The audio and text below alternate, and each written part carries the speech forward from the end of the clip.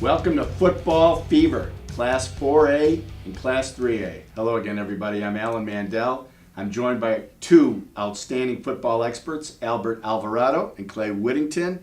Huge week of football coming up. And so, Clay, let's start with you. A star may have been born last Friday night. Alex Thompson, 18 carries, 104 yards, a freshman, his first game ever. Please tell us a little bit about Alex and your thoughts on him and Gatesville against Burnett this week. Yeah, not a bad way to start your high school career. Get in there and put up 100 yards. So I'm sure he's happy. Obviously, Gatesville's happy with the way things turned out against Lampasas.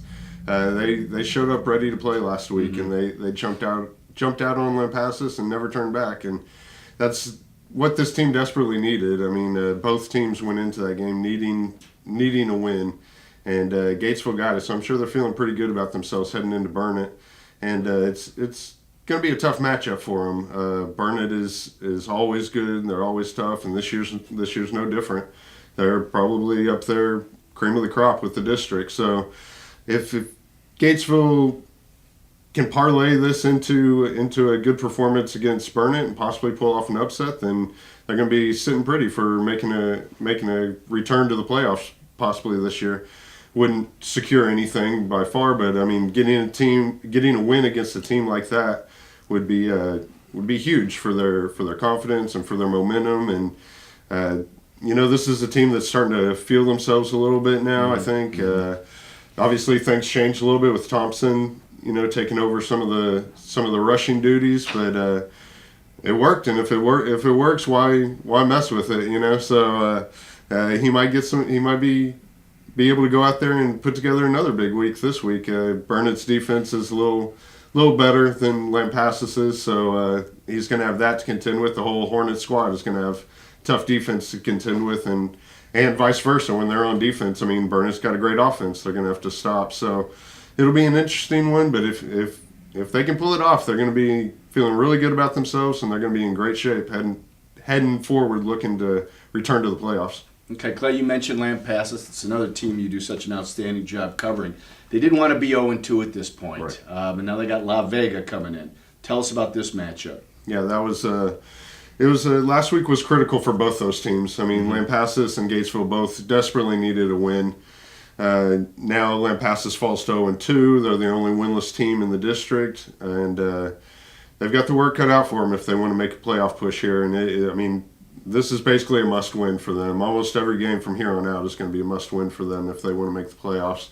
So it'll be interesting. They didn't show up to play last week. I talk to Coach Emerson every week, and he has no problem really saying they didn't show up. They weren't ready when the game started, and it showed. They fell into an immediate hole, and kind of like we talked about last week with Lampasas, it's not an offense that's built to come back. I mean, if they fall into a hole and they have to start throwing, that's not their bread and butter. Right.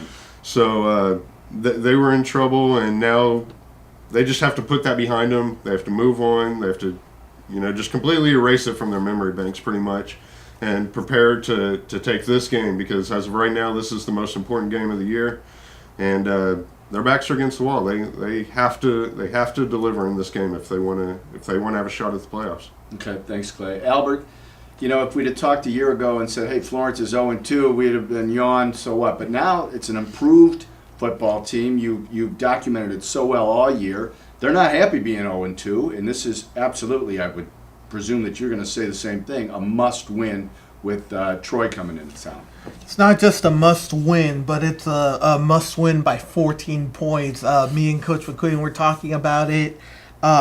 Obviously, Rockdale, Lago Vista, and Cameron Yo are the three top dogs in that district. Mm-hmm. Now, if all three of those guys kind of beat up on each other and don't lose to Florence, Troy, or Academy, there's a situation where if Florence beats Troy by 14 points or more, and Troy loses to Academy by 14 or more, there's going to be a three-way tie there for the last playoff spot.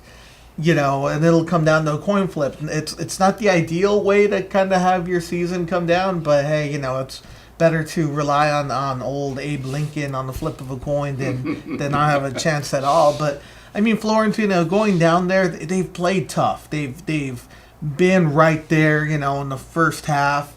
It's just a matter of this team needs to borrow a term from Charlie Strong. They need to find a way to win. They need to kind of learn how to win. And we've seen teams in the past when they're young teams and teams that are coming up.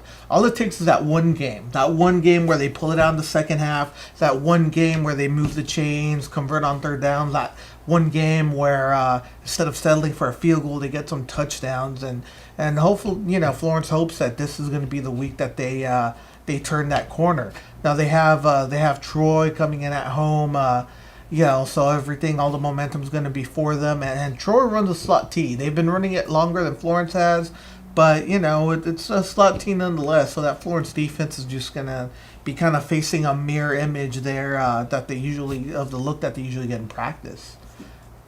Well, we appreciate it. We'll be rooting for Florence. We get to root for him. Thank you, Albert.